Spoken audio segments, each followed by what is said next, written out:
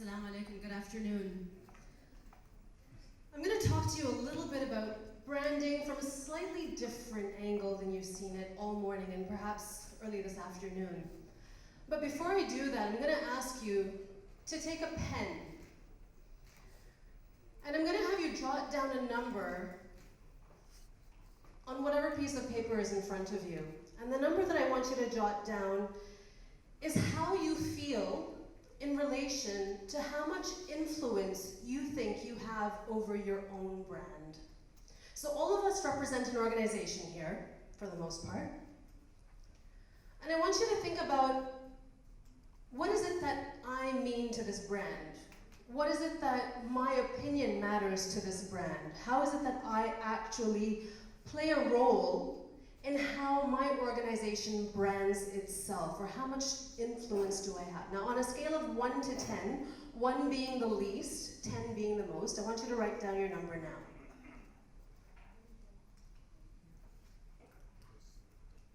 Now, just by a show of hands, how many of us are below 5? How many of us are above 5? Fantastic. So we've got a lot of brand influencers in the room here today.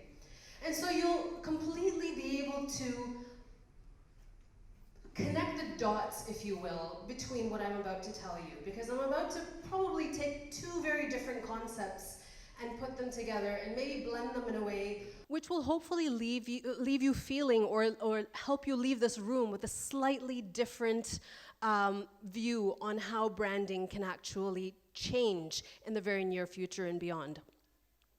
Now, we'll be talking about how branding is evolving. We'll be also looking at what do we mean by inclusion. So a lot of us have heard this word utilized in combination with diversity. What is inclusion, and how is branding and inclusion so critical together? What do they have to do with one another? Because when we hear about inclusion, usually we hear about it in the human resource sense of the word, or we usually hear about it from the aspect of selection, or from the aspect of accessibility. When we think about inclusion, we think about, is it gender-based? Is it about involving people from different cultures? Is it about, pulling people from different industries into the room?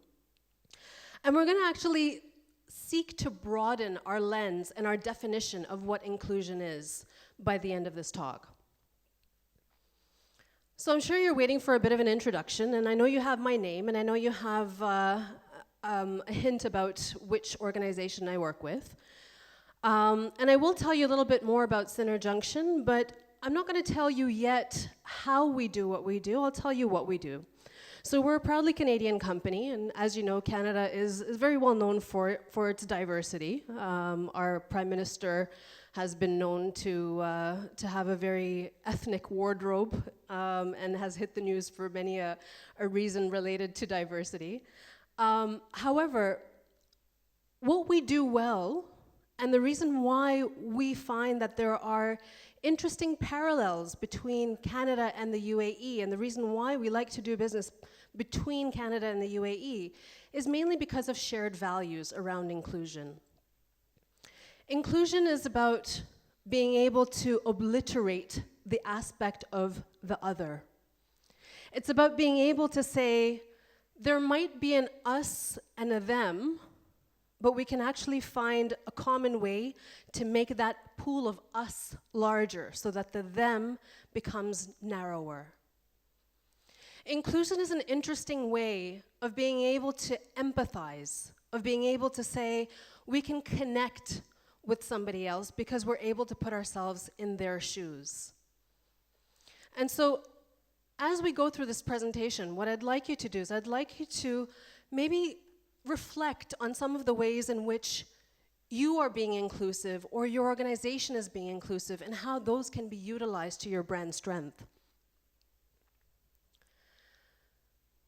So branding as we typically know it is about having to package our brand, having to put our image out there, making ourselves visible, positioning ourselves, positioning our products, but it's also become about experience.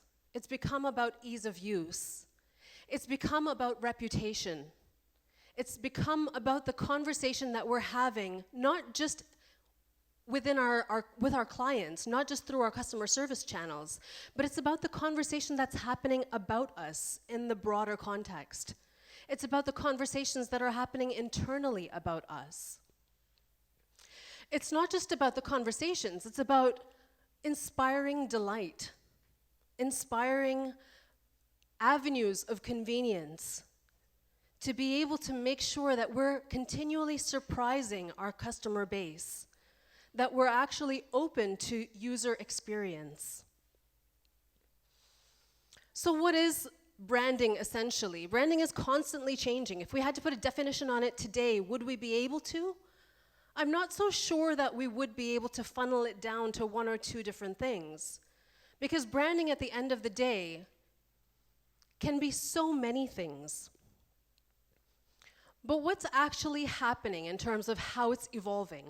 Let's talk about that a little bit.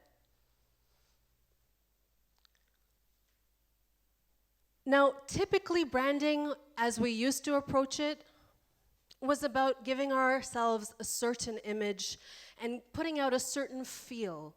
We would start with, what our audience might be typically like. We would start with narrowing down a demographic, figuring out who we wanted to appeal to. Now, who we want to appeal to is broadening by the day. Why? Because we're actually in globalized societies where we're doing business across borders. We're not able to narrow down our demographic anymore. In fact, nobody wants to be put in a box anymore. In one sense, we've got to generalize to be able to have a catch-all solution, and in another sense, our markets are moving towards niche markets that are requiring and demanding personalization. So it's almost as though you're kind of caught between a rock and a hard place if you're going to narrow down to one demographic and figure out which product or which service suits that particular age group or cultural group or type. If I had to ask you what you're going to get by blending watermelon, what would you say? Watermelon juice. And if I had to ask you what you're going to get by squeezing an orange, what would you say? Orange juice. Why is that? Because it comes from within.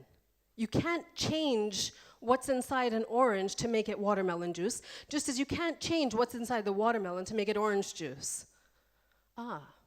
We're onto something here.